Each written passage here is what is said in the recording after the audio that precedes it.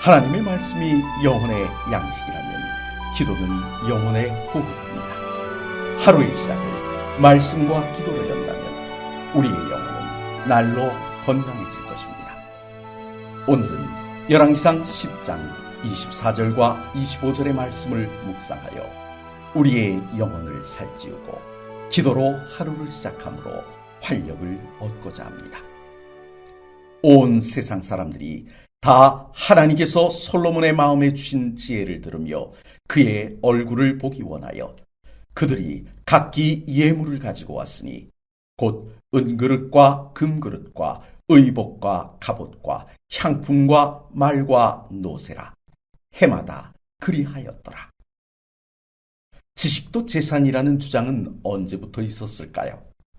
잘 만들어지고 그럴듯하게 포장된 상품이 아니라 머릿속에 있는 아이디어가 돈이 되는 것 말입니다. 요즘은 지식이 재산이요 돈이 된다는 것이 공공연한 사실이라 어색하지 않습니다.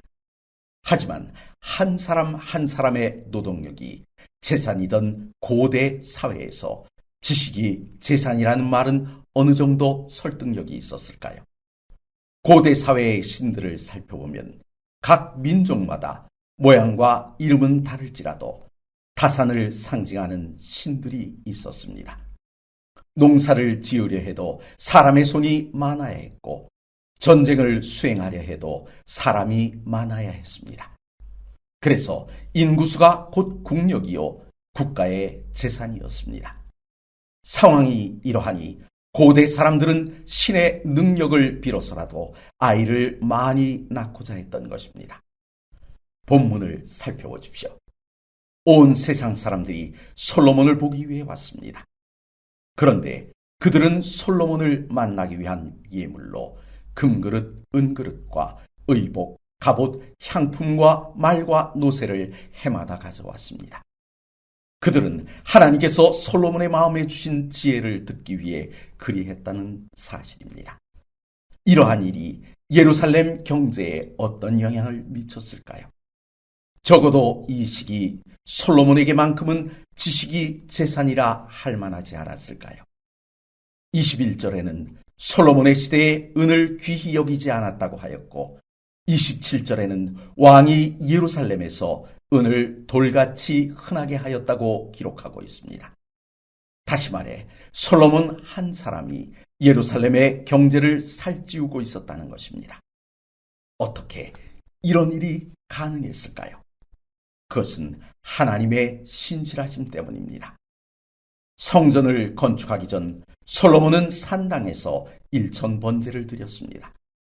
이때 하나님께서 솔로몬에게 내가 내게 무엇을 줄까 구하라고 하셨습니다. 하나님의 물음에 솔로몬은 백성들을 재판할 수 있도록 지혜를 달라고 구했고 이것을 귀히 여긴 하나님께서 덤으로 더 주시마 약속하신 것들이 있었는데 그 중에 부귀도 들어있었던 것입니다. 하나님께서는 우리가 맺은 약속들을 반드시 지키시는 분이십니다. 이러한 하나님의 품성을 우리는 신실하심이라고 합니다. 말씀과 기도로 하루를 시작하려 하시는 성도 여러분, 우리는 과연 신실합니까? 우리의 입으로 한 약속들을 잘 지키고 있는가 하는 것입니다. 지금까지 솔로몬은 군림하는 왕으로 서기보다는 하나님의 충실한 청지기를 자처하고 있었습니다. 하나님의 말씀에 순종하는 자에게 신실하신 하나님은 그 약속을 이행하십니다. 이 시간 신실하신 하나님 앞에서 우리 자신을 돌아보고 부족함이 없는지 살펴보심으로 승리의 기초를 닦으시는 귀한 아침이 되시기를 간절히 바랍니다.